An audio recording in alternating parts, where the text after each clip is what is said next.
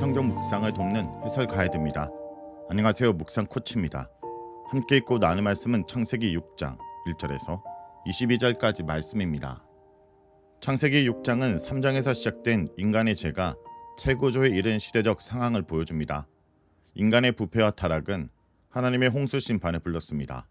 폭력과 성적 일탈로 얼룩졌으며 포갑적인 통치자들뿐 아니라 모든 육체가 부패하였습니다. 5장의 선택받은 계열의 족보에 이어 6장은 타락한 계열이 지배한 무질서한 세상을 묘사합니다. 1절에서 4절은 하나님의 아들들과 사람의 딸들의 결혼입니다. 하나님께서 번성의 복을 주셔서 인류는 죄악 가운데서도 번성하기 시작합니다. 1절에 사람의 딸들이 나니 라고 언급한 특별한 이유가 있어 보입니다. 2절에 하나님의 아들들의 정체를 파악하는 데 힌트를 제공합니다. 하나님의 아들들의 히브리어 브레 엘로힘은 하나님의 아들들과 신의 아들들로 둘 다 번역이 가능합니다. 이 어구에 대해 몇 가지 견해가 제시되어 왔으나 하나님의 아들들은 선택받은 셋의 계열의 경건한 남자들을 말하며 사람의 딸들은 비선택받은 가인의 계열의 불경건한 여인들입니다. 이것의 또 다른 수용 가능한 해석은 하나님의 아들들이 당시 폭력에 휘두르는 신처럼 군림하는 폭군의 왕들로 간주하는 것입니다.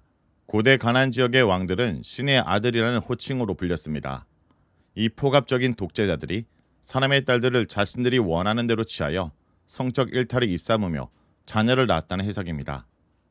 이 해석은 이전에 네피림 및 폭군이었던 고대 용사에 대한 진술과 어울립니다. 하지만 정통적인 해석에서 하나님의 아들들은 언약의 자손, 사람의 딸들은 가인의 후손인 제인의 족보로 보는 것이 타당해 보입니다. 하나님께서는 나의 영이 영원히 사람과 함께하지 않으리라 라고 선언하십니다. 나의 영은 창조 시에 혼돈의 수면 위에 임재하여 세계를 정돈하며 창조를 완성한 하나님의 성령을 가리킵니다. 또한 루하은은 생명의 기운을 뜻하기도 하므로 이것은 인간으로부터 생명의 기운을 거둬 가신다는 뜻입니다. 그 기한이 120년이 한정되어 이것은 그들이 육체가 되었다는 진술과 잘 부합합니다. 인간의 날이 120년이 되었다라는 견해는 120년 후에 홍수가 임할 것을 암시하는 것입니다. 이것은 실제로 6장이 독자들에게 홍수가 임박했다는 조짐을 알리고 있기에 적절한 해석으로 보입니다. 당시에 네피림이 있었다라는 것은 네피림에 대한 언급이 이어지는 고대의 폭군들을 묘사하는 설명구입니다. 여기서 하나님의 아들들과 사람의 딸들이 결혼이 다시 언급되는데 그들 사이에 고대의 유명한 용사들이 태어납니다. 이것은 아버지와 아들 모두 포갑적 통치자라는 것을 가리키고 있으므로 아들만이 아니라 그들 모두가 네피림, 폭군들로 볼 수 있습니다. 5절에서 8절은 심판의 선고와 은혜를 입은 노아입니다. 하나님께서는 죄로 가득 찬 세상을 심판하기로 결정하십니다. 하나님께서는 사람을 창조하신 것을 한탄하시고 근심하십니다. 이것은 언뜻 신학적으로 난감할 수 있으나 구약은 빈번히 신인 동형적 표현 기법으로 하나님의 감정을 잘 표현합니다. 또한 하나님의 의지의 불변성이 절대적이라고 오해해서는 안 됩니다. 인간의 태도에 따라 하나님은 자신의 계획을 언제든 변경하십니다. 하지만 하나님의 섭리 가운데 그분의 최종적 목적이 바뀌는 것은 아닙니다. 하나님께서는 사람과 더불어 지상의 모든 생물들을 홍수로 쓸어내실 계획이십니다.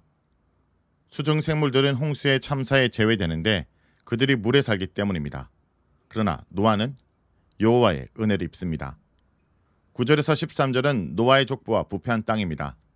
간략한 노아의 족보와 더불어 서사는 다시 전환점을 이룹니다.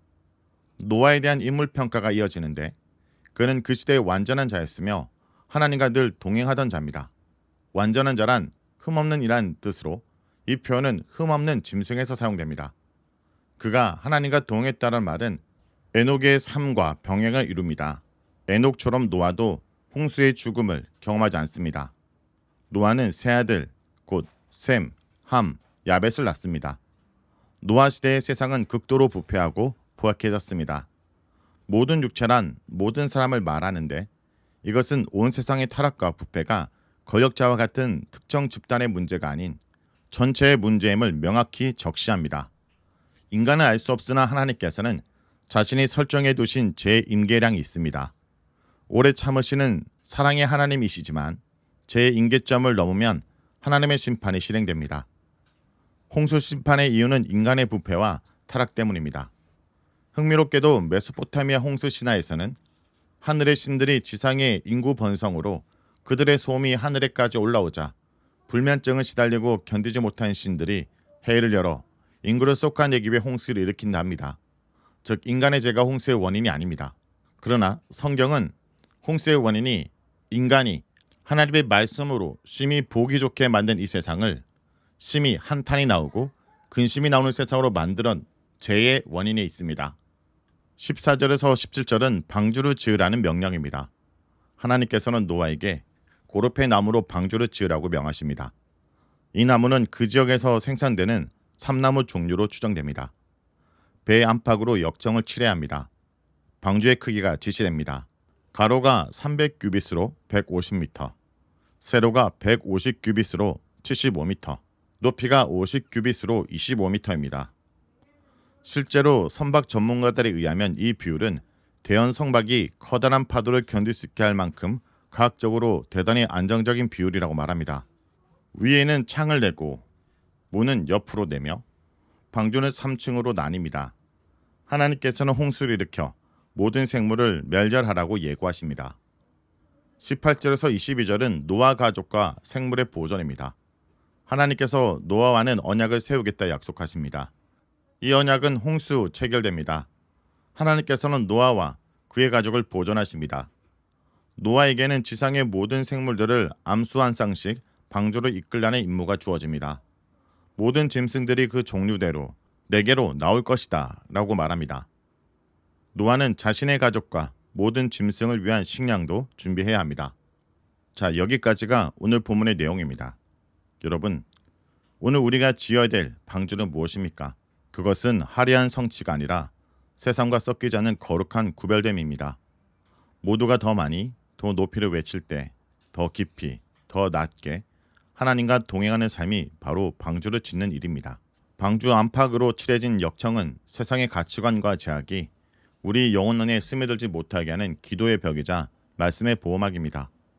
비가 오지 않는 평온한 일상 속에서도 묵묵히 하나님의 약속을 믿고 순종의 망치질을 이어나가는 여러분이 되길 간절히 기도합니다.